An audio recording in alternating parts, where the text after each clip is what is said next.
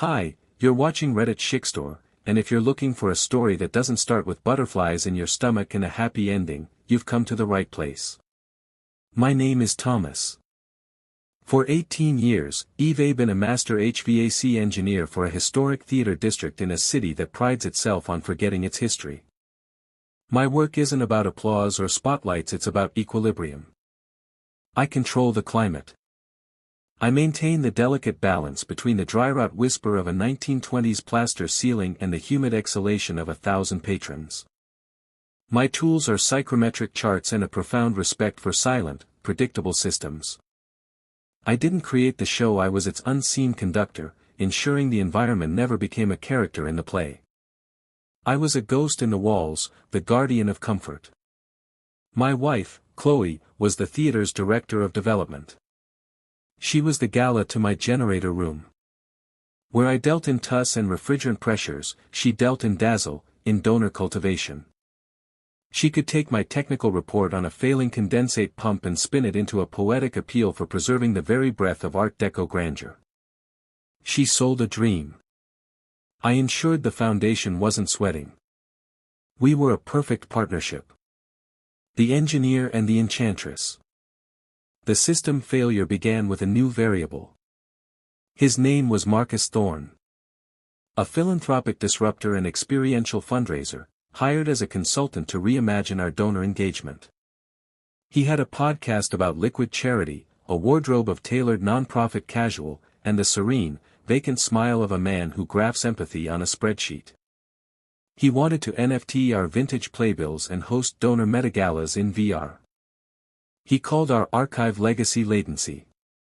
I observed the contamination. Chloe's language, once rich with genuine passion for restoration, began to curdle into his jargon. Donor liquidity, democratizing patronage, the altruism ecosystem. Their strategic alignment meetings in the donor lounge bled into sight walks through the catwalks that lasted long after the ghost light was lit. The familiar, warm scent of her skin, stage dust, old paper, and our own cedar-lined closet, was displaced by the abrasive, citrus-tinged bite of his signature ginger and black pepper cologne. A scent, my calibrated nose told me, mass-produced and overpriced. The diagnostic data arrived through my own system. An irregularity in the logs. Chloe had used my office terminal to order her mother's birthday gift. In the open tabs, next to the jeweler's site, was a search. Symbolism of labyrinths in Baroque theater plus secret union. It was a search for a set design.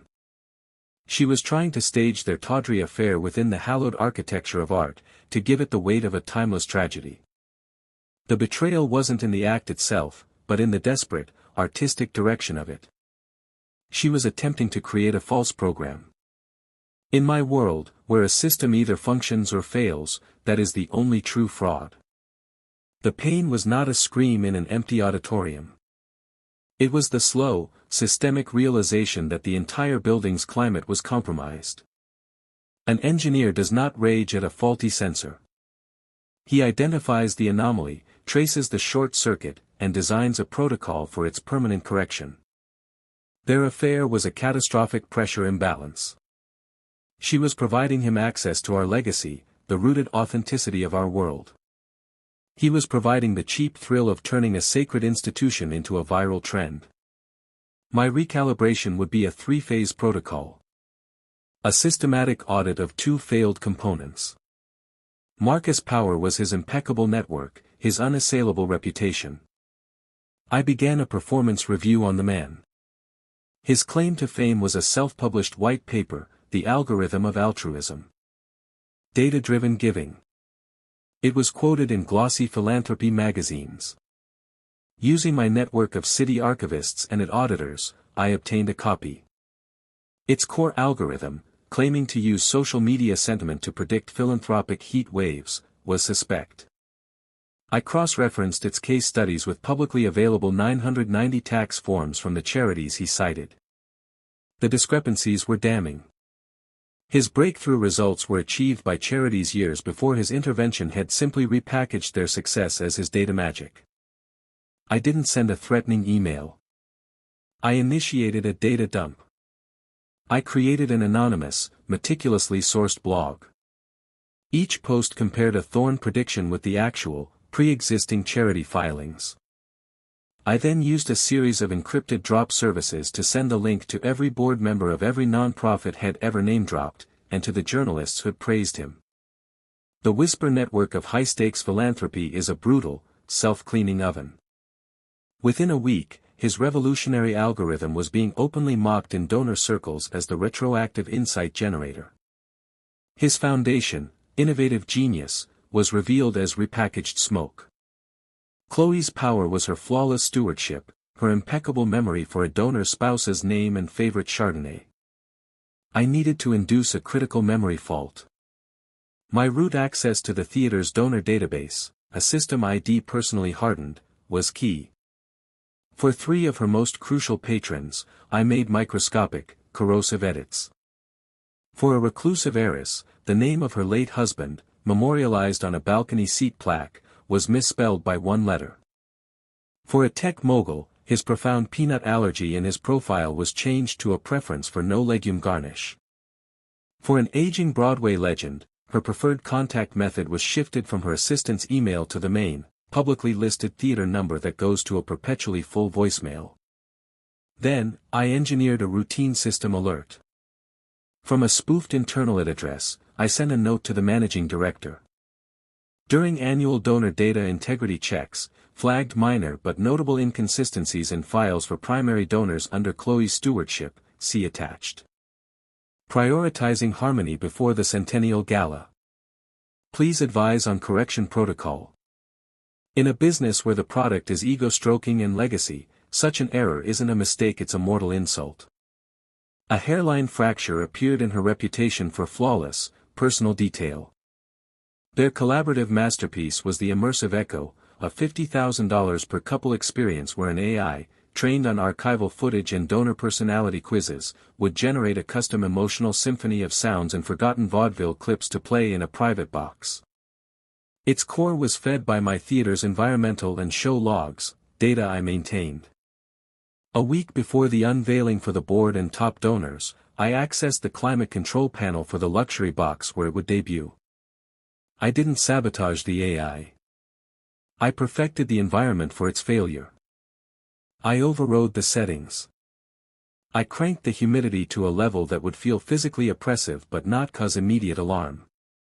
At the demonstration, Marcus, with Chloe beaming beside him, had the AI analyze the board chairman's quiz. Witness, he announced, as the echo conjures the forgotten soul of this very theater for you, Arthur. The lights dimmed. The AI began its ethereal soundscape. But almost immediately, the high humidity interacted with the ancient plaster and the box's own sound system.